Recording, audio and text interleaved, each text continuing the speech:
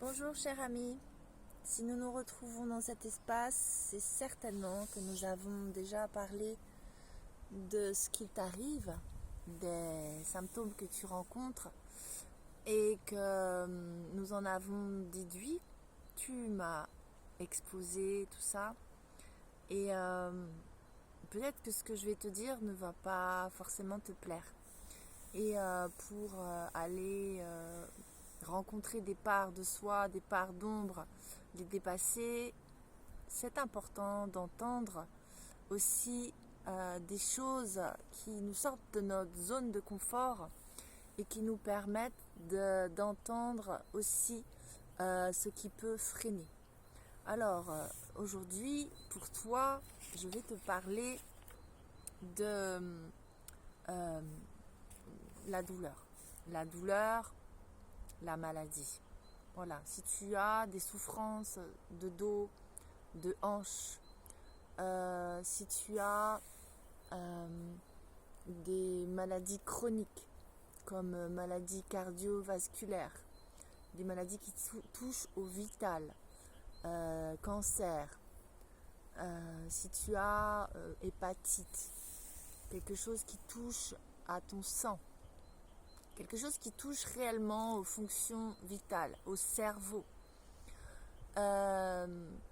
Si tu as une maladie chronique depuis des années qui t'empêche, je dirais aussi un handicap.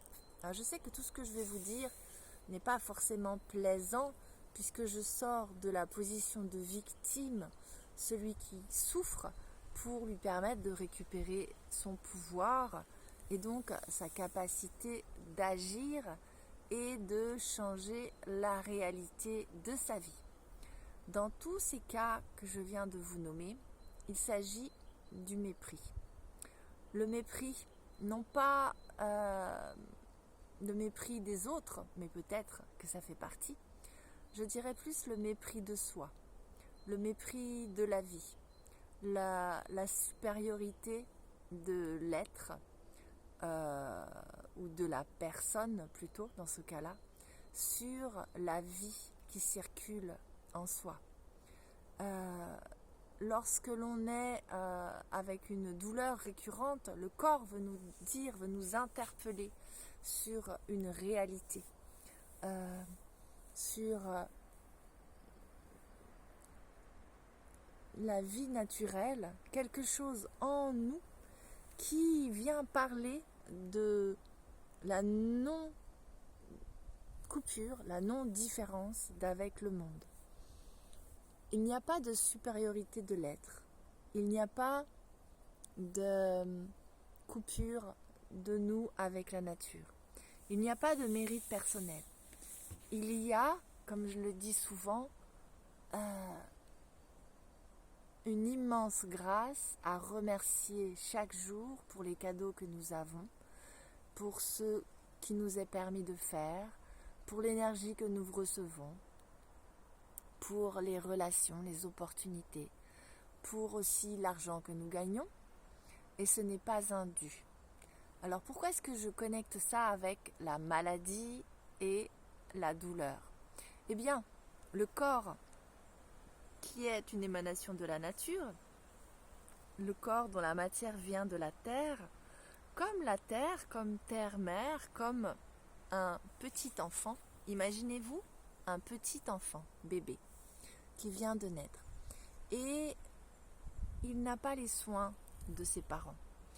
Il a juste le minimum. Il est changé et il est lavé et il est nourri.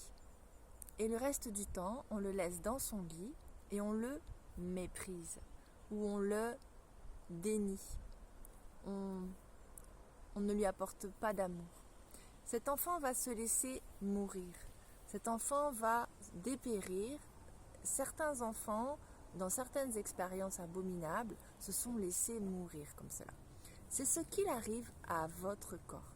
C'est ce qui arrive à une plante aussi quand on ne l'arrose pas et quand on ne lui attribue aucune attention.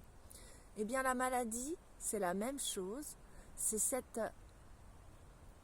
ce manque d'attention que vous portez à vous-même et que vous portez à votre environnement. Donc, ce que je veux dire, c'est cette attention, cet amour, cette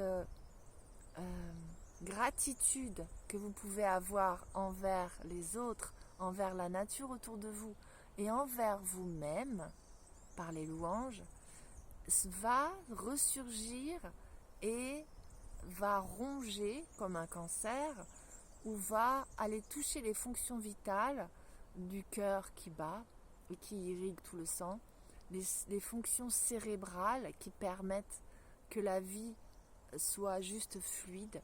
En fait, tous les circuits s'arrêtent, les fluides ne circulent pas correctement et du coup, la douleur arrive, les blocages arrivent, les blocages énergétiques ainsi que les blocages physiques. Vous avez la douleur qui arrive et cela vous informe sur un manque d'attention, manque de présence et d'amour. Alors dans ces cas-là, c'est un schéma, encore une fois, inconscient, qui s'est mis en place puisqu'il y a eu le manque d'amour à un moment donné de la vie et les capacités de survie se sont mises en place pour aller chercher à l'extérieur de l'aide, puisque un enfant en survie qui ne se sent pas protégé va aller chercher l'aide des adultes pour l'aider à sortir de ses peurs fondées, des peurs fondées, et à ses besoins primaires.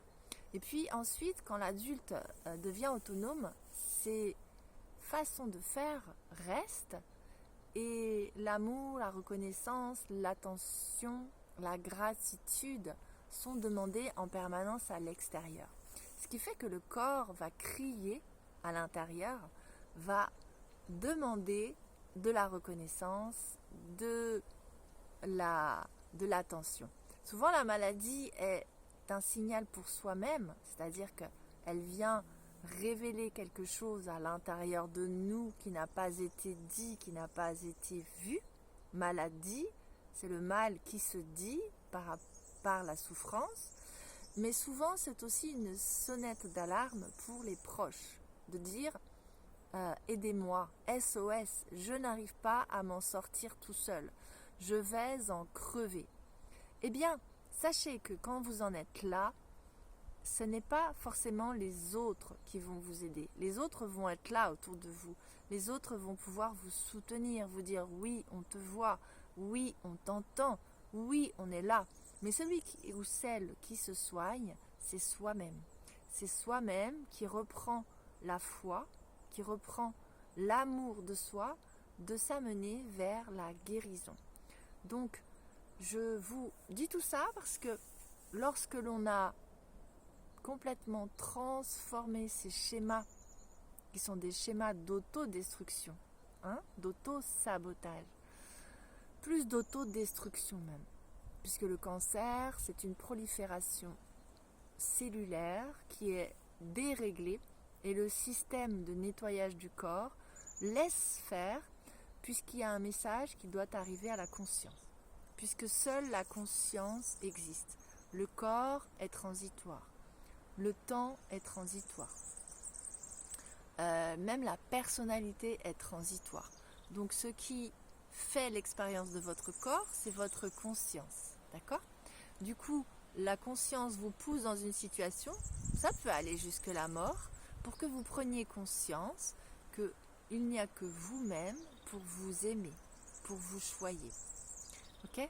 Donc comme dans tout ce que j'accompagne, il y a la possibilité de changer ces schémas-là dans des schémas d'amour pour soi, de louange pour soi, de gratitude pour soi, pour sa vie, pour ses proches et pour son environnement, ou bien aussi dans cet état d'esprit de gratitude, on peut être amené à changer de repère, à changer tout dans sa vie.